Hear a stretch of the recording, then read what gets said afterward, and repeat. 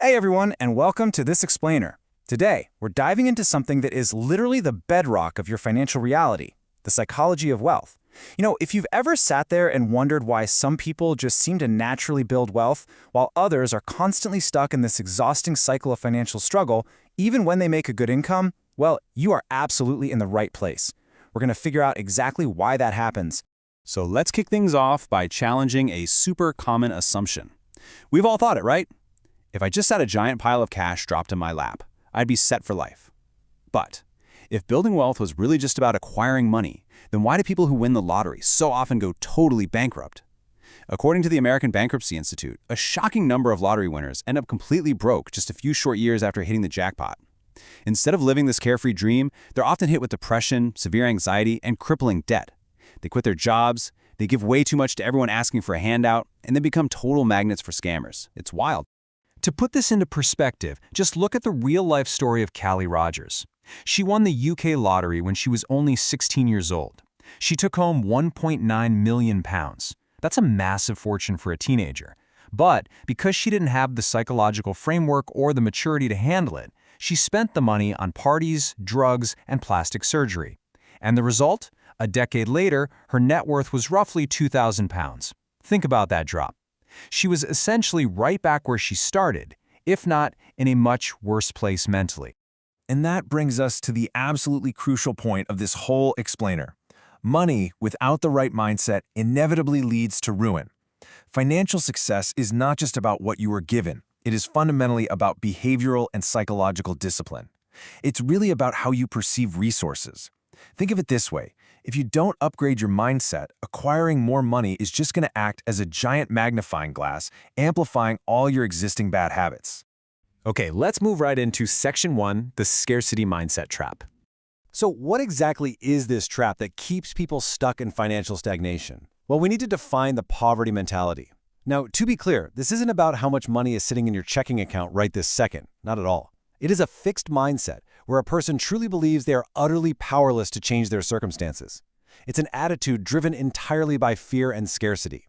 People with this mindset are constantly scanning the horizon for what could go wrong, And this often leads to learned helplessness, that really tragic belief that no matter what you do, you just can't improve your situation, which keeps you permanently locked in short-term survival mode thinking.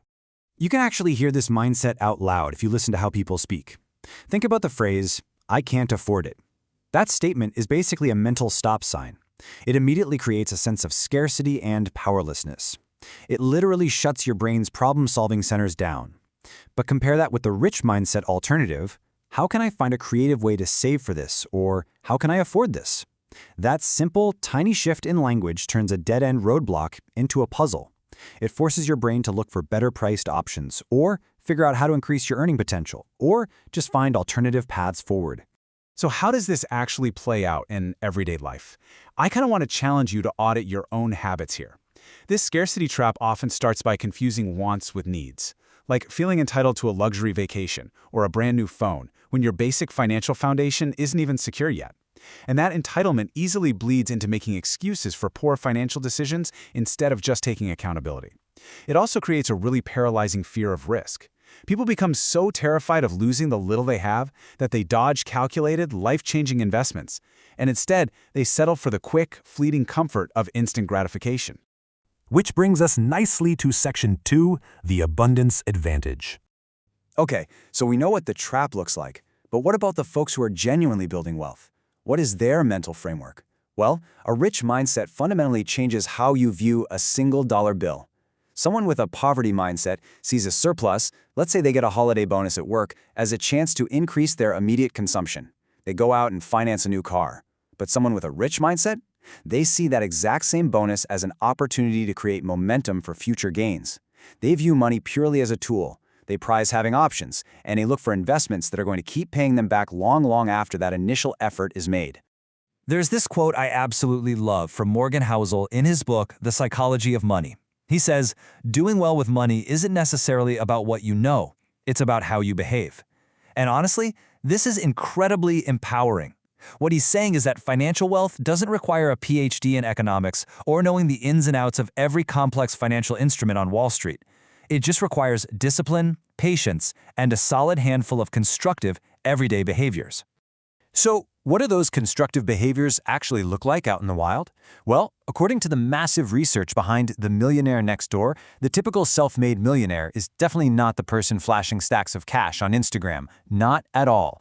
They live completely below their means. They typically save and invest about 20% of their income, and get this, they are way more likely to drive a 10-year-old Ford than a brand new Bentley. They basically reject frivolous, flashy status symbols in favor of quiet, consistent sacrifice. And you really see this stark difference when it comes to investing. When someone with a scarcity mentality actually does decide to invest, they usually want that quick flip.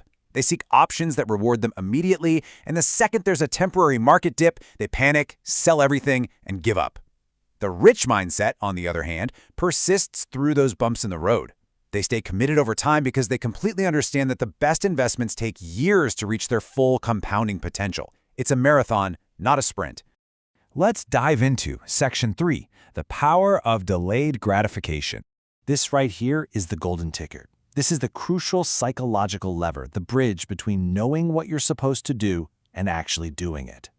Data from a major frontier study on financial literacy shows that your ability to just postpone a reward is a massive predictor of your financial behavior. People with a high ability to delay gratification, they pay their bills in full, they save frequently, and they carry way less debt. But folks with a low ability, they're paying just the minimums on their credit cards, they're dealing with overdrawn bank accounts, and they spend their money the second it hits their hands. Your ability to wait is literally the key to converting financial knowledge into actual wealth. If you want a literal, real-world example of prioritizing long-term enrichment over instant comfort, look no further than billionaire Warren Buffett. The guy read at least 100 investing books before he even turned 20 years old. The wealthy invest heavily in their own education and personal growth, fully knowing that the payoff might be years or even decades down the line. They just do not settle for what's comfortable today if it costs them tomorrow. All right, moving on to our final section, Section 4, Building Your Wealth Mindset. So, the big question, how do we actually rewire our brains and break out of this scarcity trap? Well, it takes practical steps. As economist Ann Bewley recommends, step 1 is you have to start treating money not as the end goal, but purely as a tool to experience something. Step 2, you've got to take radical responsibility. Seriously, stop making excuses and just own your choices. Step 3, invest heavily in your own education and your physical health. Skipping out on health insurance to save a few bucks is a classic scarcity mistake that can completely wipe you out later.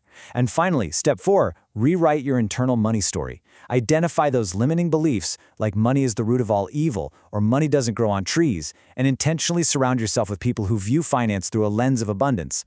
So as we wrap up this explainer, I've got a challenge for you for the very next time you open your wallet or pull out your credit card. Stop and ask yourself, is this next purchase a true need for my survival and growth? Or is it just a want, secretly disguised by a scarcity mindset that's demanding instant gratification? Rewiring your brain definitely takes time, but shifting from a mindset of fear to one of abundance is the ultimate secret to unlocking your financial reality. Start looking at money as a tool for momentum and just watch how your world changes.